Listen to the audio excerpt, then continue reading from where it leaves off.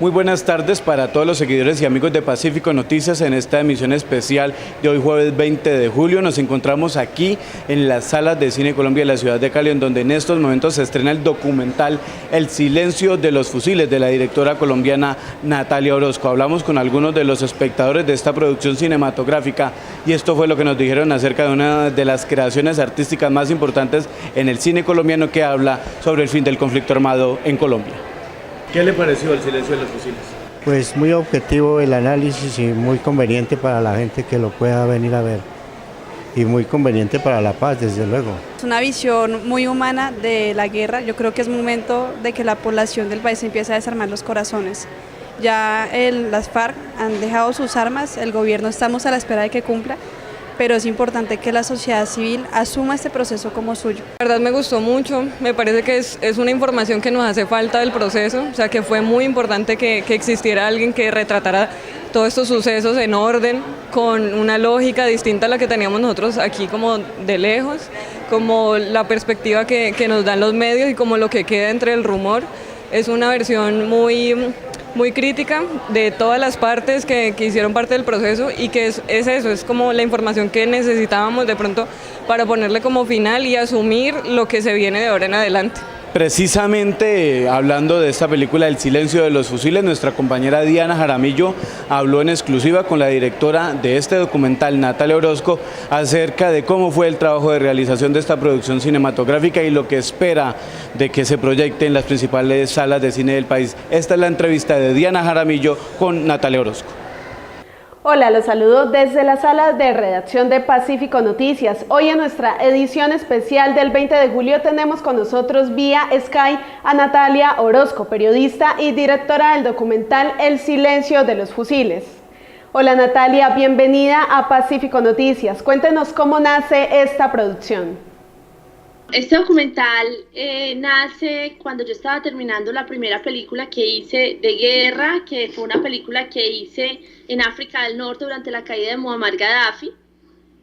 Fueron 2 años allá en medio del desierto, de las bombas de la OTAN y de las bombas de Gaddafi.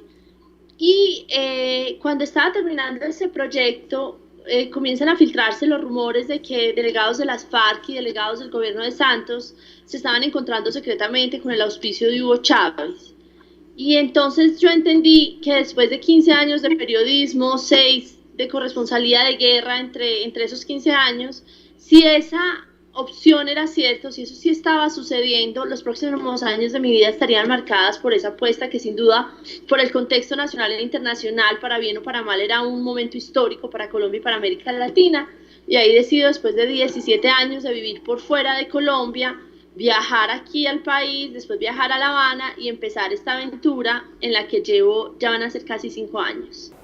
¿Por qué mostrar El silencio de los fusiles? Este es el relato íntimo del fin de la guerra con las FARC. Como todos sabemos, las FARC es el grupo insurgente más antiguo del mundo, el grupo marxista más antiguo del mundo. Y el deseo nace, yo creo que el sueño que teníamos o que tenemos muchos periodistas que nacimos y crecimos en un país en guerra, que es el narrar la historia de su país transitando hacia una paz duradera. Era simplemente contar cómo estos hombres y mujeres que desde la institución o desde la insurgencia hicieron la guerra por tantos años y trataron de vencerse el uno al otro a través de las bombas, de los cilindros gas, de la violencia, de las minas quiebrapatas, deciden un día sentarse a la mesa para tratar de solucionar todas esas diferencias abismales de una manera distinta a través de crear puentes y de las ideas y la palabra. ¿Cómo fue el proceso de convencer a las FARC y al gobierno de estar en una sola producción? Bueno, yo pienso que era el reto, primero porque en Colombia hay tradicionalmente periodistas que han cubierto a las FARC, o que han cubierto a los militares, o que han cubierto el gobierno. Yo, como era corresponsal internacional, nunca había sido cercana a ninguna de las fuentes. Yo nunca había visto un guerrillero en mi vida, nunca había sido cercana al gobierno de Santos, ni soy cercana, ni a los militares. Pero si bien eso implicó una cantidad de obstáculos, desconfianza hacia mí, porque las FARC pensaban que yo era una infiltrada de los militares y el gobierno pensaba que yo estaba haciendo una película pro-FARC, y si bien todo eso hubo que desmontarlo poquito a poquito y fue un trabajo gigante, yo pienso que ese es el valor de este documental. Y es que es un documental absolutamente independiente, en el cual la línea editorial es mía de principio a fin, todos los aciertos hay que atribuírselos pues al equipo de trabajo y los desaciertos solamente a mí, porque yo fui la única que estuvo en la línea editorial, y también porque yo no tenía compromisos con ninguno de los lados, y eso me permitió hacer las preguntas que yo quería, obviamente ser incisiva, tener la distancia que era necesaria para poder cuestionar, yo creo, lo que nos cuestionamos muchos colombianos, que es cómo llegamos a esta degradación de los métodos de lucha, hasta poner a las poblaciones más vulnerables en este desangre y dejar más de 8 millones de víctimas en 52 años de conflicto. Ahora cuéntenos una anécdota que haya pasado durante la producción de este documental.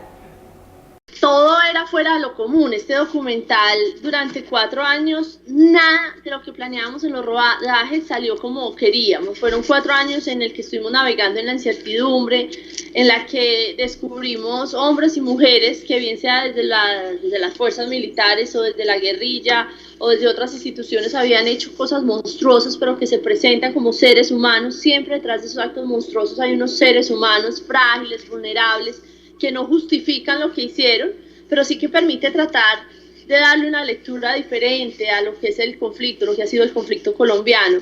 El momento en el que conozco, por ejemplo, la familia de Pablo Catatumbo, y entiendo cómo los familiares muchas veces de estos guerrilleros son personas que se opusieron de una manera radical y contundente a la opción armada, sin embargo tuvieron que pagar toda la persecución de las decisiones de sus hijos, hermanos, primos.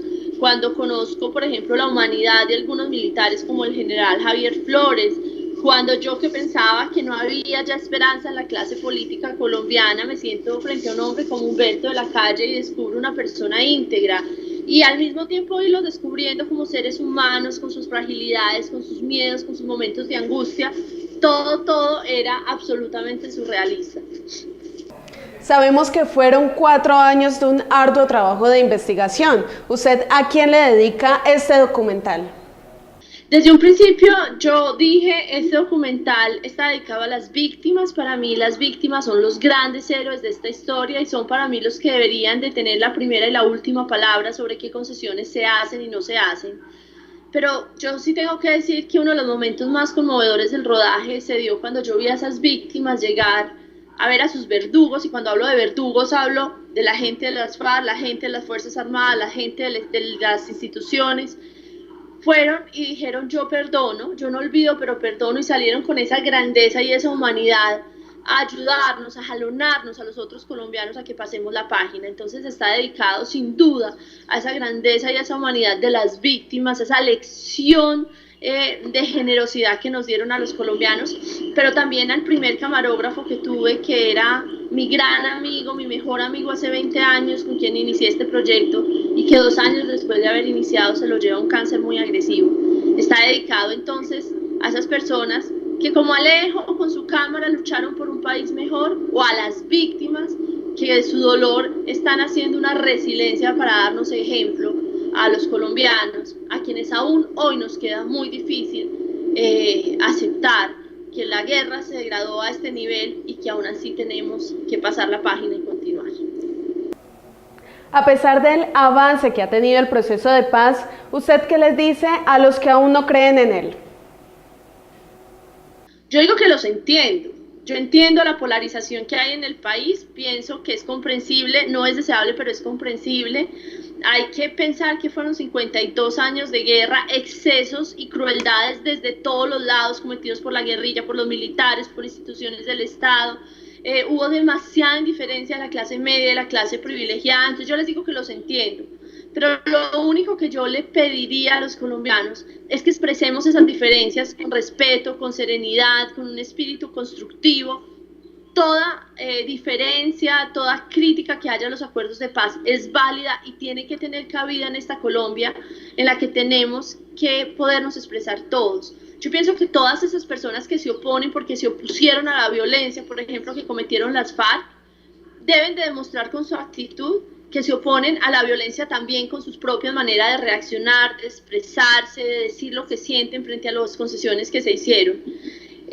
Yo pienso que la credibilidad, yo no puedo decirle a la gente que crea, la credibilidad va a venir de unas FARC que nos tienen que demostrar que a eso que se comprometieron en La Habana lo van a cumplir, por el momento han cumplido, y a un gobierno que también tiene que demostrarnos que está listo a hacer reformas estructurales, porque el fin de la guerra con las FARC es solo el fin de la guerra con uno de los tantos problemas y tantos conflictos que tenemos en Colombia. Entonces, yo lo único que les digo es serenidad, respeto, y digamos que antepongan cualquier juicio de valor al interés y a esa preocupación que debemos tener por los más vulnerables, por los más desprotegidos, que sin duda han sido los que más han sufrido en esta guerra. Natalia, cuéntele a todos los que nos están viendo por qué hay que ver el silencio de los fusiles. Porque yo creo que merecemos, gústenos o no lo que se firmó en La Habana, gústenos o no las concesiones que se hicieron de un lado y de otro, nos merecemos escuchar cómo sucedió detrás de bambalinas este proceso de paz sin la presión que tienen a veces los medios de la audiencia, del scoop, de la chiva, porque nos merecemos y porque tenemos que mostrarle a nuestros hijos, a nuestros amigos, a nuestras parejas, que somos capaces de escuchar al otro, así piense abismalmente distinto, porque simplemente es eso lo que nos hace o lo que nos reivindica como seres humanos, capaces de reaccionar con la cabeza, con la razón y con el deseo de un futuro mejor para todos. Gracias, Natalia, por haber compartido este espacio aquí en Pacífico Noticias. A ustedes muchísimas gracias. Por último, se invita a todos los colombianos para que vean esta producción que registra el momento histórico que está viviendo el país. Gracias por estar sintonizados con Pacífico Noticias, donde nuestro camino es la verdad. Pacífico Noticias continúa presente aquí en las salas de cine de Colombia en el estreno nacional del documental El silencio de los fusiles, una de las películas más importantes en el país en los últimos tiempos, puesto que cuenta el fin del conflicto armado con la guerrilla de las FARC, pero sobre todo los retos de la sociedad colombiana para construir la paz con justicia social que tanto necesita esta nación. Espere mañana la más completa información en nuestra emisión de la 1 de la tarde por el canal C de Cali de 1 a 2 p.m. Pacífico Noticias, nuestro camino, la verdad.